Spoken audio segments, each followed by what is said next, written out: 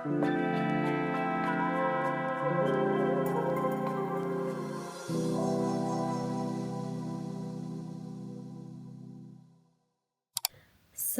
I basically wanted to share with you what my book was for January as my goal for 2026, that I wanted to read more.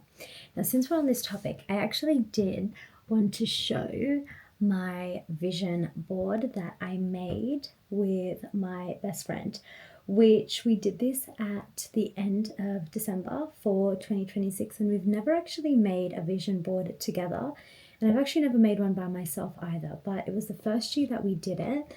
And I honestly loved the process. Not only do I think that it is such a great way to actually bond with people that you're close with, but I think it's such a great way to make, and also it allows you and pushes you to actually ask yourself what your goals are, because I think it's not so much the process of you cutting out photos and pinning it to a board.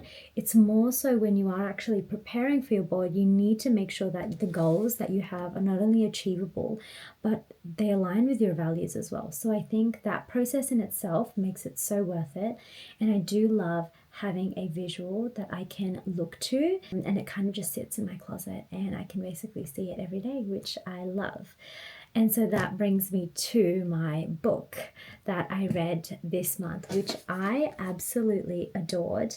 Now, it is The Mind Gut Connection by Emran Maya. And when I tell you, this was such an insightful book. It is basically about new research, as well as some older methods that we once originally believed have now been actually proven to be incorrect. And basically, Emran Maya is a gastroenterologist, and he not only does he dive into his real patient studies and basically debunks a lot of previous assumptions, I guess. He also goes into a lot of the newer methods and newer forms of research, which his patients have honestly encouraged him to look into. So things that you wouldn't expect, like the influence of the mother's gut microbiome on the child's. He also goes into how like trauma can also really affect like a child's gut microbiome, which was very, very interesting. And so we basically see this new world of research, because really we've only been learning about the connection of the mind and the gut for the last 5 to 10 years. And he basically dives into it, but we see it from his lens, which I think is incredible. And the discoveries and the people that he's worked with and his own personal experiences when he's went on trips and he's kind of experienced a different way of life, which kind of tied back into how we actually view the gut and its role within our body, that it's more than just for digestion and peristalsis. Like, we're not just focusing on how food is moving through the tract. It is a whole different organ in itself, and we know that it functions independently from the brain but still receives influences. But to know that the gut has an influence on the brain was definitely something that I wasn't aware of as well. And so someone that is from a neuroscience background, and I love to learn anything about it, I'm always constantly trying to keep up with different sorts of information. I thought this book was such an insightful read. I feel like if you go into it as how the book is intended to be read, I think you will really enjoy it, and you will find that you extract a lot of information out of it that's quite valuable. But nonetheless, I really loved it. And even the key takeaways that he mentions at the back of the book, I really enjoyed. And so one of them, which I wasn't really aware of, is actually the overconsumption of animal fat. I didn't know how detrimental animal fat is, and he goes on and it really explains the detriments that it has on the brain, which I thought was very interesting. And I think if that's one thing to take away, I think it's definitely something to consider. And I feel like with the whole protein craze, and everyone is really emphasizing making sure that you're hitting your protein goals, which I completely understand, it is to say that we should probably be a little bit more mindful of the amount of animal fat that we're consuming. Again, this is something that I extracted from this book, so this might be contradicted, as it always is with health.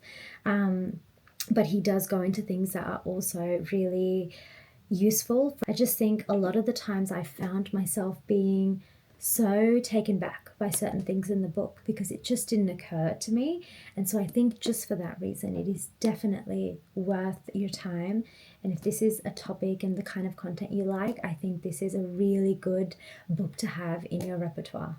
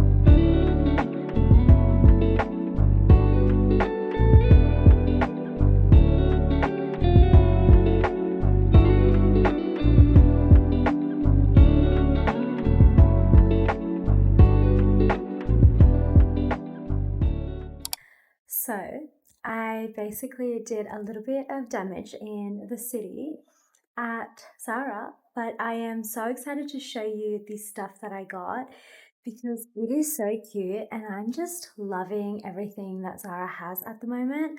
I think they're really doing so much lace and satin and silk, and it is everything that is a bit of me. So I wanted to show you some of the stuff I got. This pair of kitten heels that I picked up. Now they are the most gorgeous pair of white kitten heels, and they're open toe, which is so my style. It makes them so flirty and summery, which I think is so pretty. The detailing on these shoes, they have like gorgeous embroidery, which almost make it feel bridal, but since it is casual, I feel like you can wear it any time really, with like a white skirt or a white dress. I think would be gorgeous. I also did get another pair of shoes, and it's a gorgeous polka dot material. It has a beautiful like velvety satin finish. But the fact that it's polka dot, I just think so cute. I also do love an open back. Whether it be an open front or an open back, I love that in summer. Then the next thing that I got was this top. Firstly, the thickness and the quality is amazing. It's basically a strapless top which flares out at the bottom, and it's a navy print, but it has these gorgeous little twine like interlaced into it, and so it adds a little bit of shimmer. I think this would be like a really good going out top, and the color is gorgeous. I don't have much navy, which is surprising because I really love the color navy. Then the next thing I got a couple of things for autumn and winter, and I thought of starting by getting some really gorgeous turtlenecks. Now this could be good for autumn by itself or in winter when you're layering because it is sleeveless. And I also love that the waist is ribbed so it cinches in a bit, and then the middle bodice part is looser, and the color is so gorgeous. And I also picked this up in a white as well. Again, white, they feel so cozy. I think the quality for Zara is amazing. Like, you can get such good basics, and I love that they make basics, but with a little bit of style. They're not just your average basic, like a plain top. They always have a little bit more character, which brings me to, I think, will be probably my most worn piece in autumn and winter. It is basically a cardigan, which is super thin, but it has a built-in lacy top, which I thought is the most feminine and dainty thing. As soon as I saw this top, I immediately knew I had to get it. I wasn't going to leave the store without it because it's really hard to find pieces that don't just look like you're wearing a singlet. So this top, I just felt like was so feminine and so soft. And I loved it so much that I picked it up in black as well. Since it's black on black, it's harder to see the lace detailing, but it is there, and I think in person it looks really pretty. These are going to be my uni staples. I feel like I honestly should have gotten another pair just in case like there's a rip in one of these, but here's to hoping that there's not. This one was a little bit of an out-of-pocket purchase for me because I've never worn zebra print before, but I think styled well, it could be really nice. I have a lot of leopard in my collection, but I don't have any zebra print. But I do love, again, the turtleneck. It's flowy, it's really light and loose. So I think this could be like really good in summer as well. It could be paired really nicely with like a plain pair of shorts. And the bottom of this top is actually like diagonal cut. So I just think it also has a little bit of style. And then I got another pair of basics. This top, I tried it on and I absolutely adored it. I just thought it was so pretty and it's extremely flattering. It's a gorgeous, silky, satiny kind of material, but it also has like really good stretch. So it fits your figure really well. And I also like that it's padded. So I picked this up, loved it so much that I also picked it up in a black as well, which I think you can't go wrong with black. You always need a black, and I think this could pair well with a lot of things. Everything here so far has been pretty neutral. I saw this gorgeous, excuse how it's crumpled up. It was sitting in the bag right at the bottom, but it's a gorgeous pink silky top. This has to be me in a top in summer. It's just so stunning. And I love the fit, and I loved it so much that I also got it in the white as well, which I thought was so pretty too. As much as I love silk and lace, I never would wear it out as much because it's so easy for it to look like sleepwear.